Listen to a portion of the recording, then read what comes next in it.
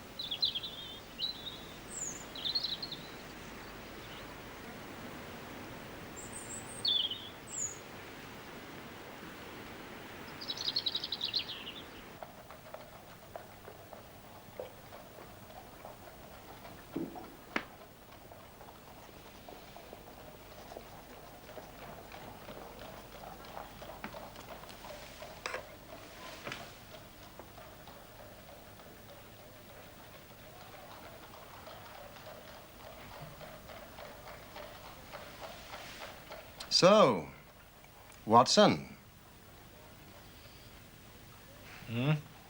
You do not propose to invest in South African securities?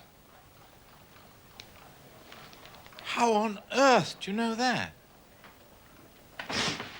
Now confess, you are utterly taken aback. I am. I should make you sign a paper to that effect. Why? Because in a few minutes you'll say it is all so absurdly simple. I should say nothing of the kind. You see, my dear Watson, it is not really difficult to construct a series of influences, each dependent upon its predecessor and each simple in itself. If after doing so one simply knocks out the central influences and presents one's audience with the starting point and the conclusion, one may produce a startling, though possibly a meretricious effect. I can tell by an inspection of the groove between your left forefinger and thumb that you've decided not to invest your small capital in the gold fields. I can see no connection. Very likely not. But I can quickly give you a close connection. Here are the missing links in the very simple chain. You had chalk between your forefinger and thumb when you returned from the club last night. You put chalk there when you play billiards to ease the cue. You never play billiards except with Thurston. Now, Thurston, you told me 4 weeks ago, had an option on some South African security which expired in a month and which he desired you to share with him. Your checkbook is locked in my drawer, and you have not asked for the key, so you do not propose to invest your money in that manner. How absurdly simple. Quite so. Every problem is absurdly simple when it is explained to you. Pum, pum, pum, pum. Holmes, why are you so cheerful? You're unemployed, you have no case to solve. Now, normally that produces black moods and the infernal lethargy of the cocaine bottle. You have not used the logical principles which I constantly expound. Sherlock Holmes is cheerful, so Sherlock Holmes must have a case. Pah! See what you can make of that, friend Watson. Why, Holmes, it's a child's drawing. Ah, is that your idea? Well, what else should it be? Well, that is what a Mr. Hilton Cubitt of Ridlingthorpe Manor, Derbyshire, is anxious to know. That conundrum came by the first post, and he is to follow by the next train.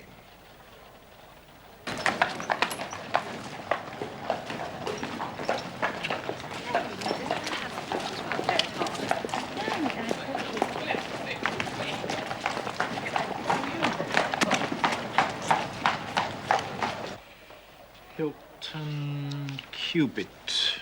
No, I have already looked him up, Watson. His family has owned land in Derbyshire for over 500 years, so I presume that Mr. Cubitt is as respectable as he is worthy. With a fresh face, an open countenance, and wearing a brown bowler hat. Oh, no, you cannot possibly know that. Really, Holmes?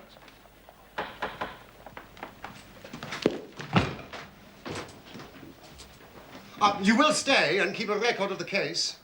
My dear fellow.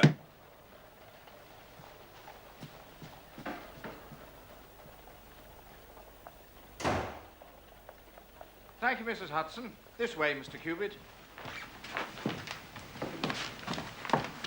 Mr. Sherlock Holmes. Hilton Cubitt. And this is my friend and colleague, Dr. Watson. Dr. Watson, sir. How do you do? Do sit down, Mr. Cubitt. Thank you. So what do you make of it, gentlemen? This thing. Have you had time to study it? Absurd little figures dancing in a line is a childish prank. Why do you attach importance to something so trivial? I don't, Mr. Holmes. I never should. No, it's my wife, you see. She... Go on, Mr. Cubitt. You're with friends. But it's frightened her almost to death. She says nothing, tries to appear normal, but I've never seen anyone so upset. In white chalk on a garden seat. It is a precise copy. It's as exact as I could make it. I did think it might be the stable boy, but the lad denied it. If there's any danger threatening my wife, Mr. Holmes, I'd spend my last penny to protect her. Do sit down, Mr. Cubitt. You smoke, Mr. Cubitt? Yes. No, I won't, thank you.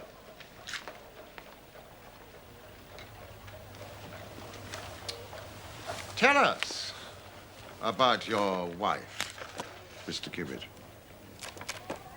Well, I've always lived in Derbyshire, Ridlingthorpe Manor near Matlock.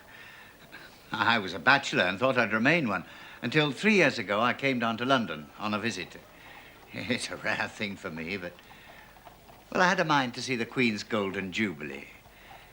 I put up at a boarding house in Russell Square because Parker, he's the vicar of our parish, he was staying there. There was also a young American lady staying there. Patrick was her name, Elsie Patrick. Well, we were both alone and we became friends. Did the sights and that. At your expense? Well, certainly not.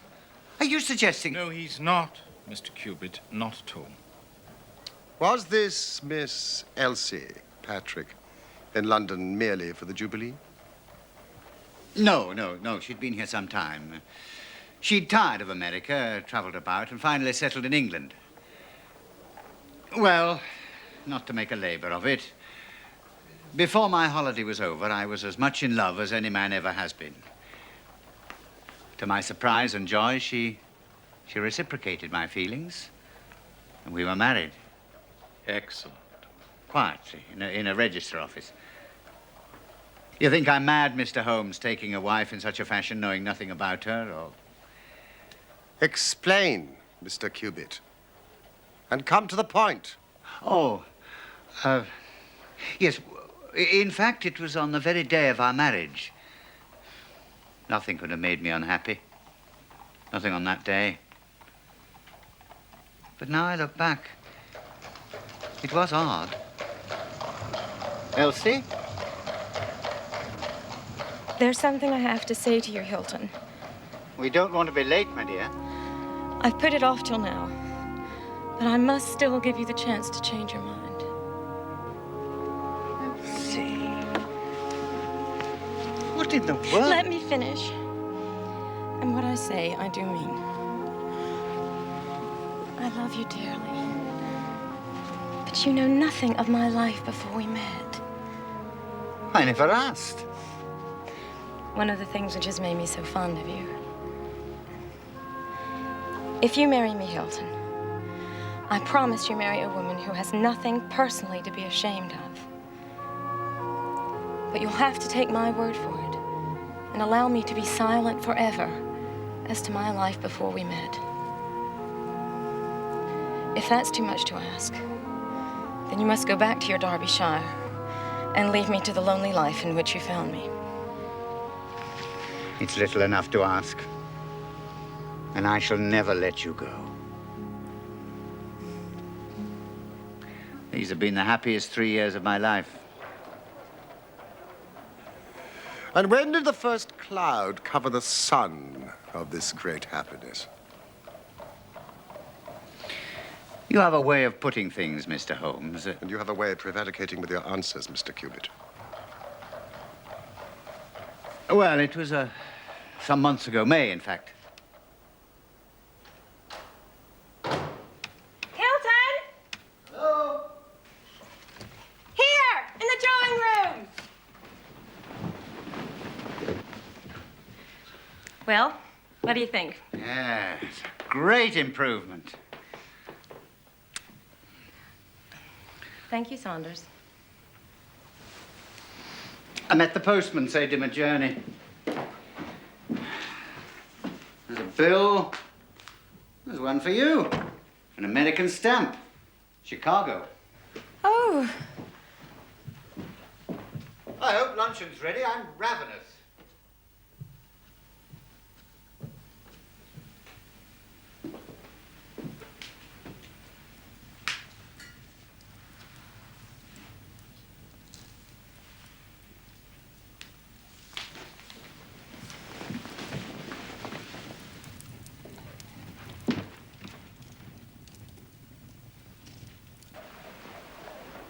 She burned the letter unopened. Yes. I don't know why. Of course you don't. America's her past, and the subject of a solemn promise. Yes, but she's not had an easy hour from that moment. If only she'd trust me. Now, I have every faith in her. You must believe that. Whatever there was in her past, I'm sure it's no fault of hers. And the dancing men. Oh, yeah. Well, I thought she was getting over the letter, and then these drawings appeared. I mean, it's just a childish scrawl, but it made everything worse than before. Well, I couldn't just leave it. And it wasn't the sort of thing I could take to the police, for they would have laughed at me. So I've come to you. Don't you think, Mr. Cubitt, that your best plan would be to make a direct appeal to your wife and ask her to share her secret with you? A promise is a promise, Mr. Holmes. If Elsie wishes to tell me, then she will. But I have no right to force her confidence.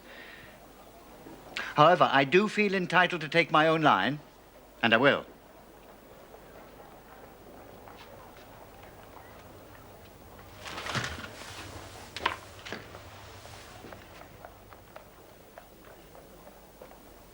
Then I will help you with all my heart.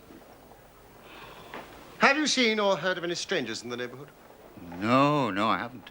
Some of the farmers take in lodgers, but I've not heard of any lately.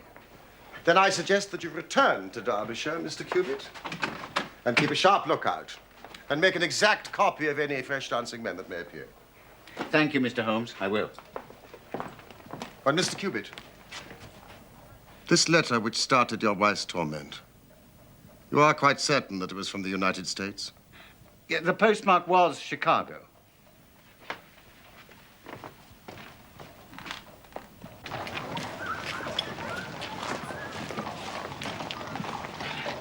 Goodbye. And don't worry.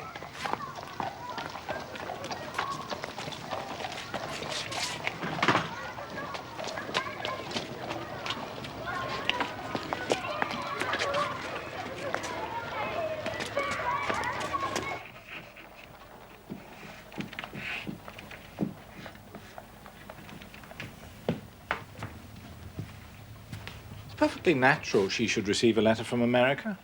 She's from America. Yes, but it is not natural to throw it onto the fire unopened.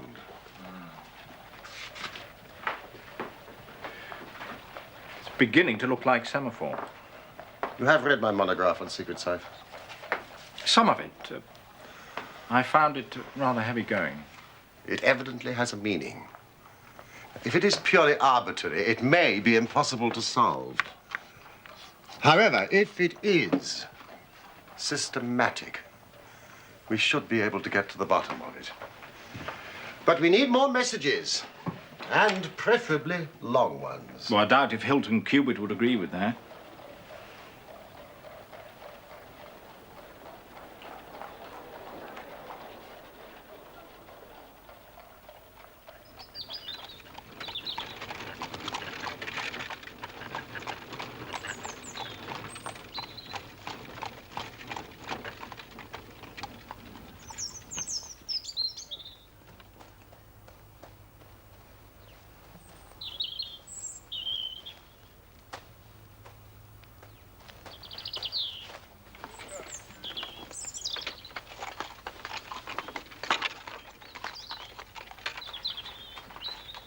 Walker.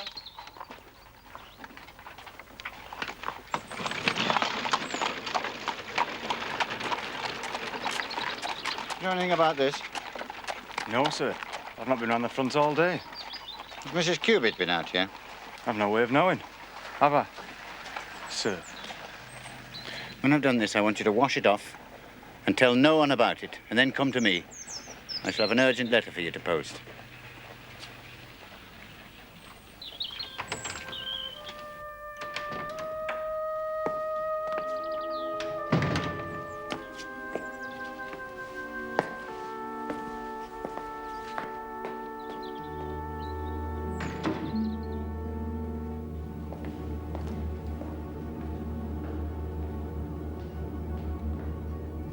Elsie?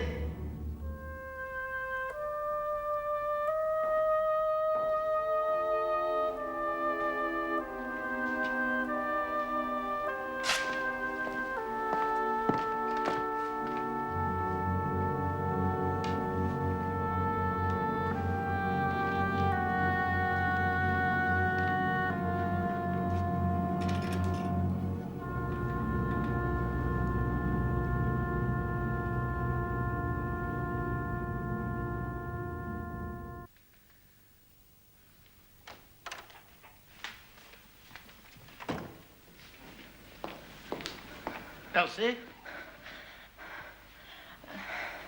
What are you doing? I was looking for you. I thought I heard the door. Have you been out today? Out of the house?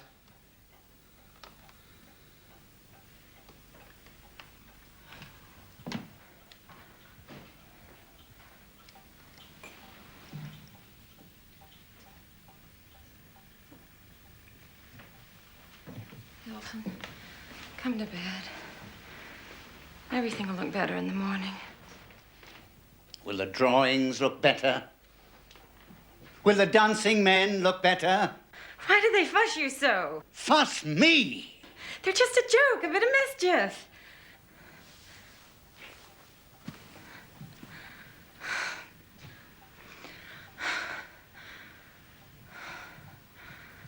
The moon's high. Where I come from, they say a moon like that drives you crazy.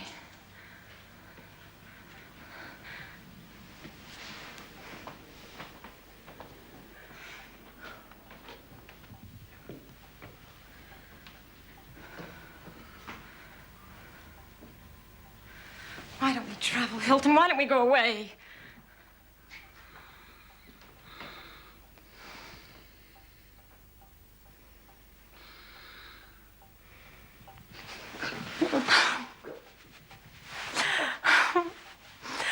I love this place as much as I love you.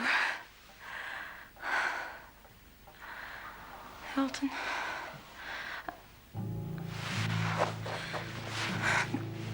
What did you see? Nothing. Nothing at all. Please, dearest. Hilton, I beg you. There's somebody outside. Hilton! Hilton, wait! You'll come to harm. Or are you afraid he will come to harm?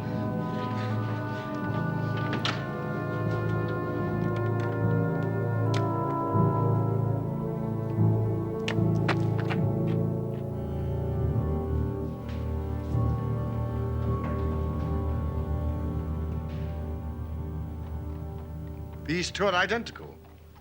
Oh, yes. Well, I had that one washed off. Then it must have reappeared.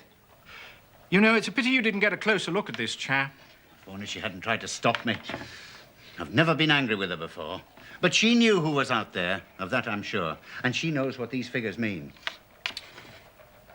Was this a mere addition to this?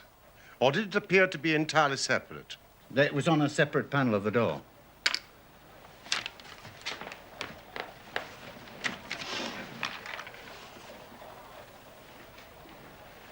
Well, I know what I'm going to do. I shall go home. I shall put half a dozen of my lads in the shrubberies. If this fella calls again, give him such a thrashing, he'll leave us alone in the future. Well, that would be one way. Mr. Cubitt, This case is too deep for such a simple remedy. I must go now if I'm to catch my train. I'd not leave Elsie alone at night for all the Elsie. world. Quite right. Good day, Mr. Cubitt. We will join you in a couple of days, and be patient. Goodbye, Dr. Watson. I'll find my own way. Bye. Weren't exactly sympathetic. He doesn't come to me for sympathy.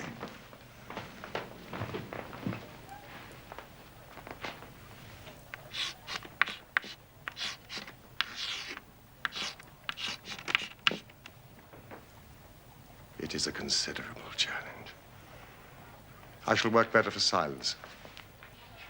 Oh, well. I dare say I can find something quiet to do.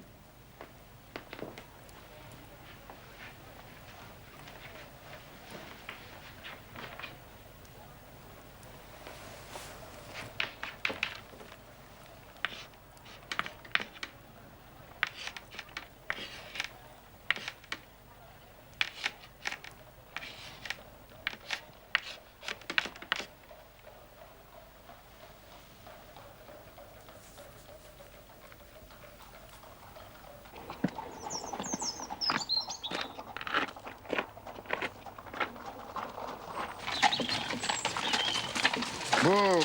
Sir, Where did you find this? down by the garden bench. Will that mean you'll be wanting me to take another letter for London, sir? It will. I'll have to get to move on if I'm going to catch the last pause. Walker, just do what you're told.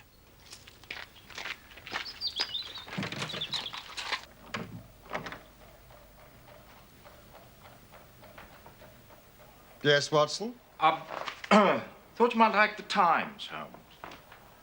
What do you make of my progress? Well, it still doesn't mean very much, does it? Quite enough for me to send a telegram to the United States. What on earth does that mean? Abbas Lane. Watson, if this is E, flag denotes the end of words.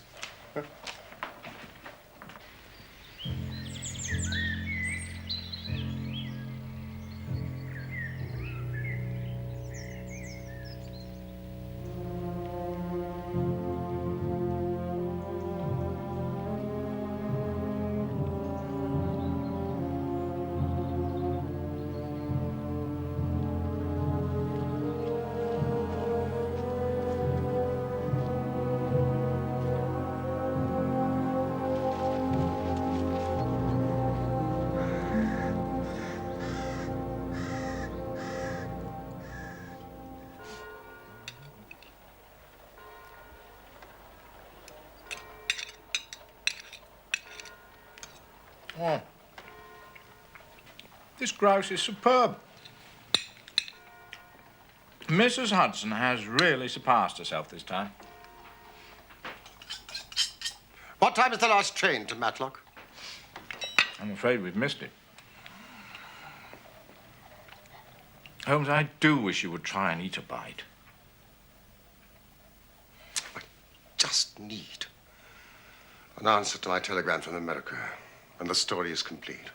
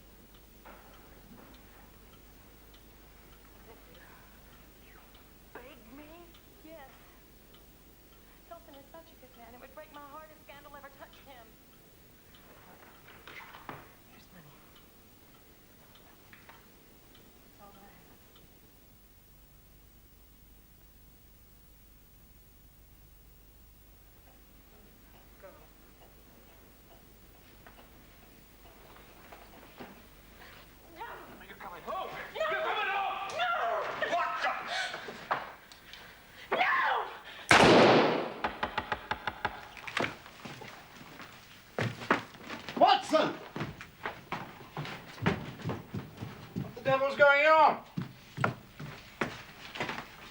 An answer to your telegram? No, it's another letter from Hilton Cubitt.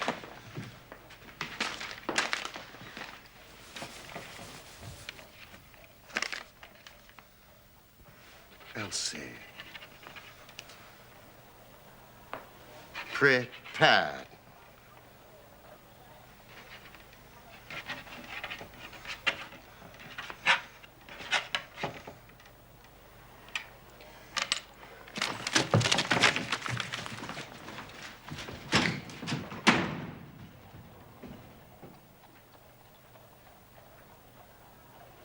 Mr. Holmes, sir. Thank you. It's from Wilson Hargreave of the Chicago Police Bureau. In reply to your inquiry, Abe Slaney is one of the most dangerous men in Chicago. St. Pancras. Come along, mate. Come along. There's a cab. Ridley Thorpe Manor, gentlemen. As fast as you can. How do you know? Expect you're the surgeon from London, sir. I beg your pardon. What makes you... She's not dead yet, sir. You may be able to save her. But she's for the gallows. The gallows? Why, aye, sir. She murdered her husband.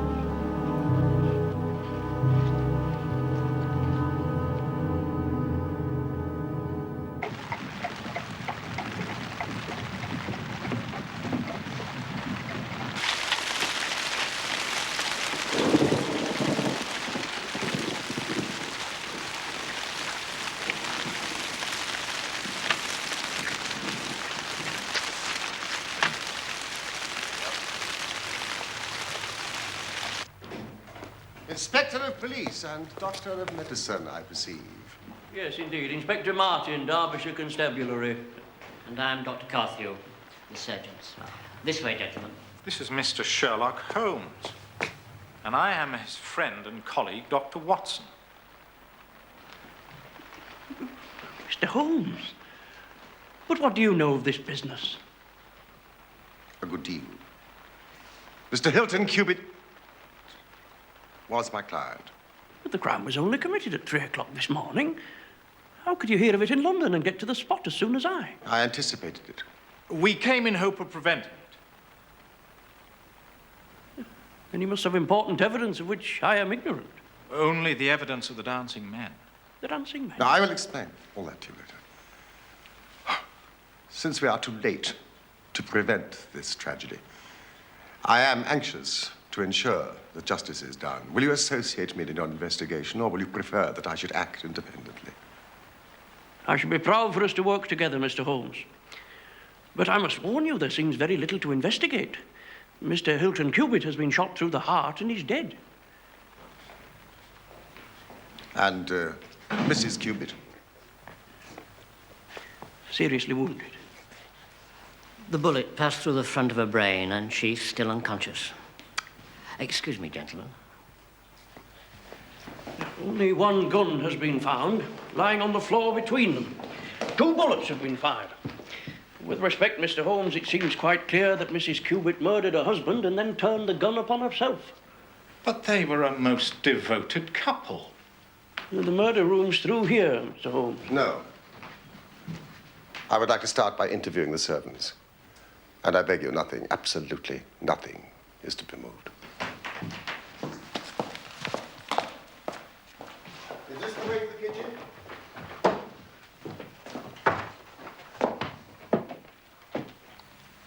I should think it must have happened about 3 o'clock in the morning, sir. Where are your rooms? Up top, sir. The attics. I was awoke by this terrible bang. An explosion is the only word. Then about a minute later, there was another bang, only not so loud. What did you do? I came downstairs, sir, expecting to find Mr. Cubitt up and about chasing burglars and the house on fire. And the bedroom door was open. We looked in, but the bed was empty, so we came on down. The smoke, and the smell were worse down here. Smell. Ah, you mean of the gunpowder? Suppose it was, sir, yes. Now, you say the smell was worse downstairs. Could you also smell gunpowder upstairs? Yes, sir. I commend that fact very carefully to your attention, Inspector. Mrs. King.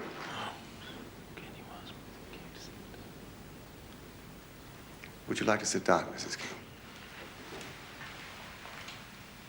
Now, was the library door open when you reached it? Open, yes, sir. We could see the candle light on the table, and so we came in. And then... Oh, dear. As terrible a thing as ever I saw or ever feared to see. She was terribly wounded, sir. She was moaning and groaning. Then she sort of collapsed on the floor, and she hasn't said anything since. Saunders. We moved her up to her bedroom, sir, and sent Fred Walker for the doctor and the police. And there was no sign of a break-in? Or of an intruder? No, sir. And all the doors and windows was locked, as we had left them when we went to bed. Inspector. Oh, yes, sir. I checked that very thoroughly. Apart from poor Mrs. Cubitt, nothing else has been moved? No, sir. No, we've touched nothing, Mr. Holmes. Thank you, then. I think we can proceed.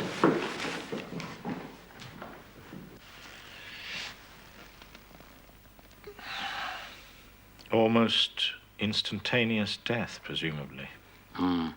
Straight through the heart. The bullet's still there. What about the bullet that wounded Mrs. Cubitt? That's still in her as well. It will take hands more nimble than mine to move it. Is this Mrs. Cubitt's handbag? Yes, it is, Mr. Holmes. At least 20 50-pound notes. A bribe that failed. So, 2 bullets fired, 2 wounds inflicted, as you said. Yes, Doctor.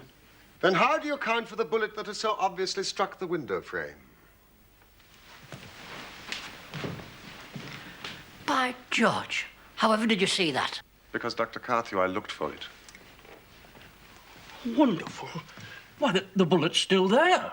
So a 3rd shot must have been fired. Which means that a 3rd person must have been present. Exactly. When you came into this room last night, you say that the door was ajar. Was not that window also open? I don't know, sir. I think... No, sir. It was shut. Saunders, will you and Cook wait in the library? And you, Walker. Dr. Carthew, you may remove the body.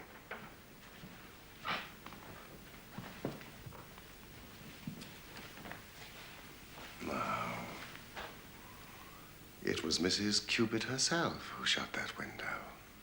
If Saunders and the cook smelled smoke and gunpowder upstairs, then there must have been a strong through draft. Otherwise, it would not have spread so quickly through the house. We know that door was open.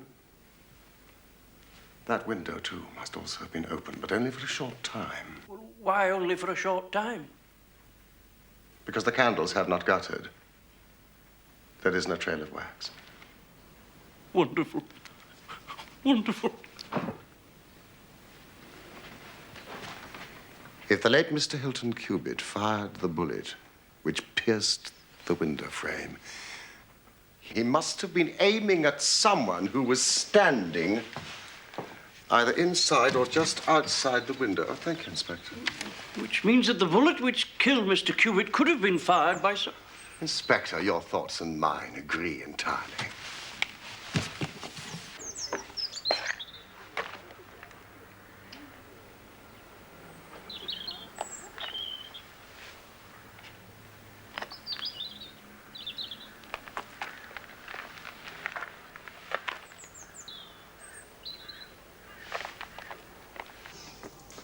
This is the cartridge case of the bullet which killed Mr. Hilton Cubitt.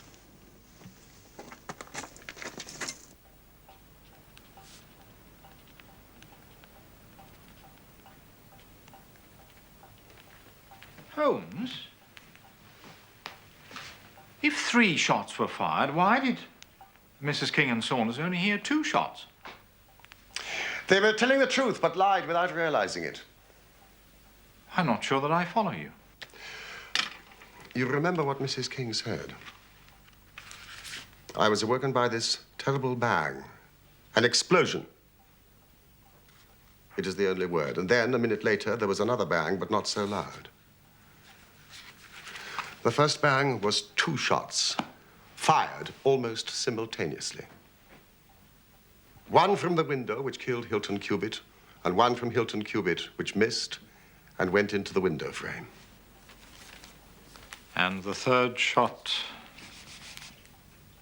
The saddest of all, Mrs. Cubitt, self-administered in her despair. Now, do any of you know of an inn in the neighborhood called Eldridge's?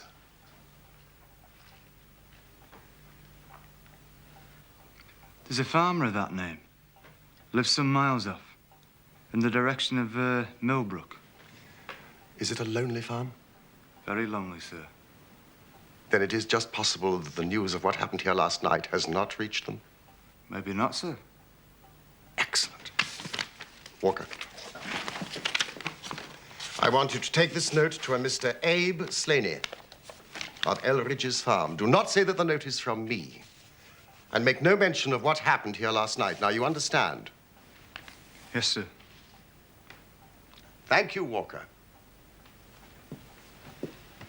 I am expecting a visitor in answer to my note. Now, Saunders, he will ask for Mrs. Cubitt. I want you to show him into this room. I want this house to look quite normal, and you must not give anything away of what has happened. Very good, sir. Now, I suggest you return to your duties. And Dr. Carthew, I suggest you return to your patient. Oh, Mrs. King. Your mistress is quite innocent.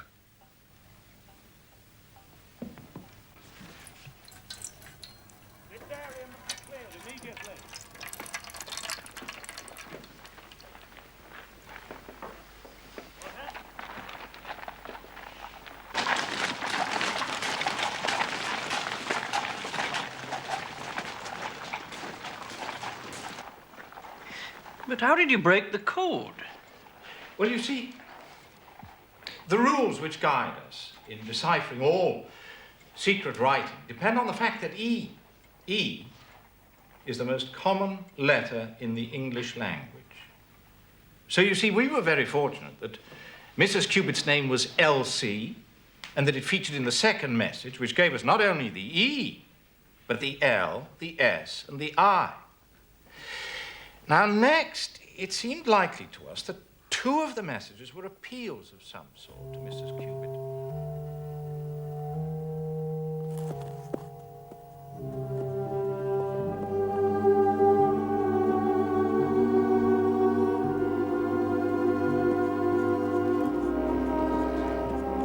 By adding the T and the G, the message reads, "At Eldridge's, come Elsie."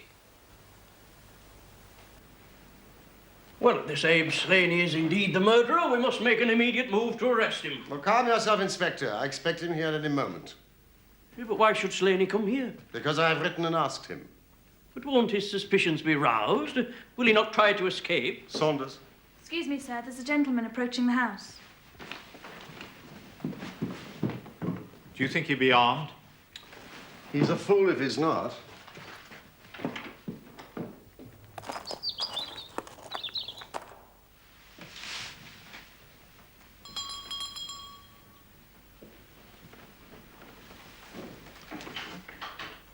Good day, sir.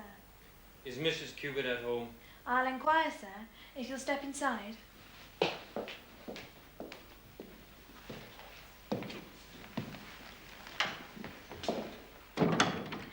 What name shall I say? Tell her it's an old friend. She's expecting me. If you'll wait in the library a moment.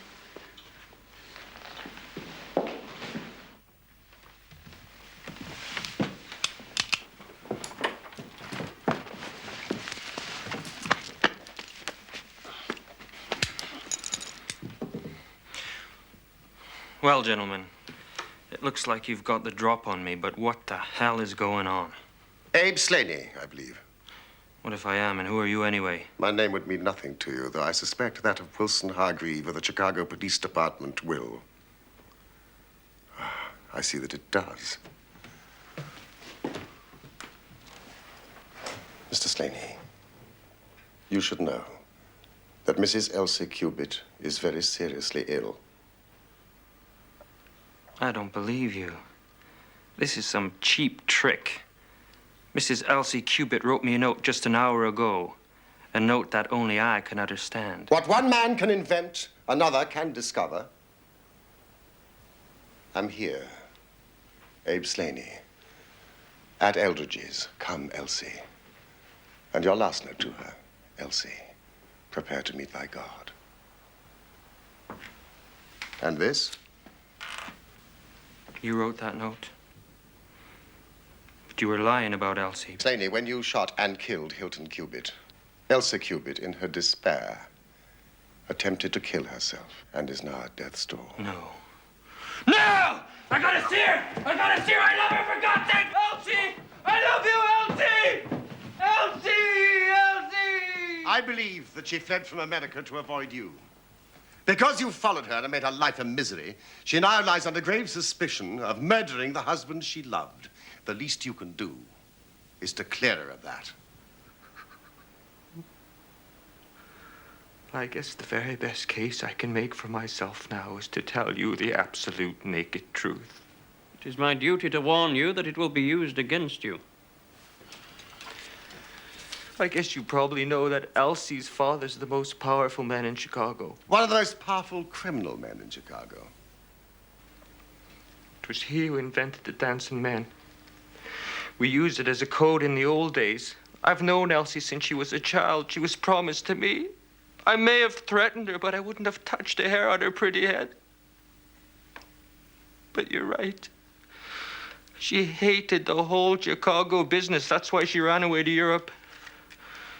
It was only after her marriage to this Englishman that I was able to find out where she was. I wrote to her, but I got no answer. She burned your letter. She was happy in her new life in Derbyshire. I came here to England to take her home. I sent her notes. I did everything I could to coax Elsie away. Then my temper got the better of me and I began to threaten her. But yesterday, she sent me a letter. She said she would come down when her husband was asleep and speak to me through the end window. If I would go away afterwards and leave her in peace. Can I make you see?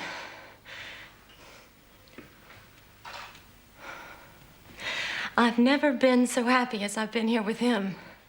I love him. Abe, I want to stay, and I'm going to stay. But what about your friends in Chicago? What about your family? Friends, do you call them? Killers, robbers, extortionists? Some family. But you and I were engaged. I'm sorry, Abe. My father forced me into it. How can I be happy with you in that life? Please go away. Please. I beg you. You beg me? Yes.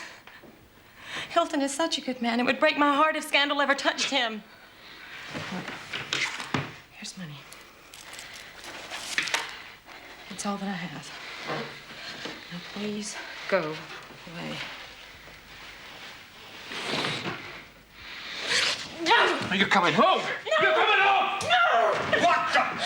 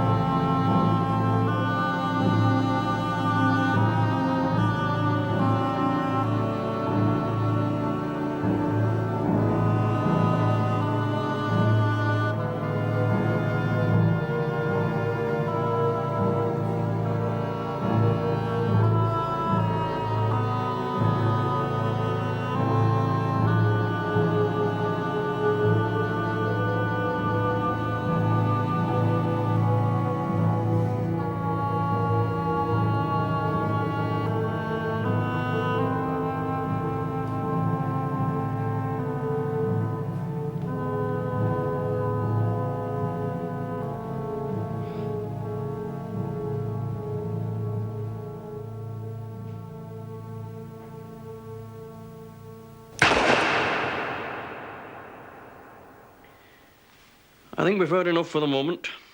Come along. Can't I see her before I go? Nobody can see her.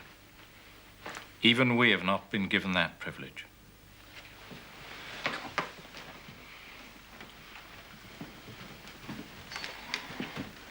Mr. Holmes, I hope that if ever again I have an important case, I shall have the good fortune to have you by my side. Good afternoon, and thank you.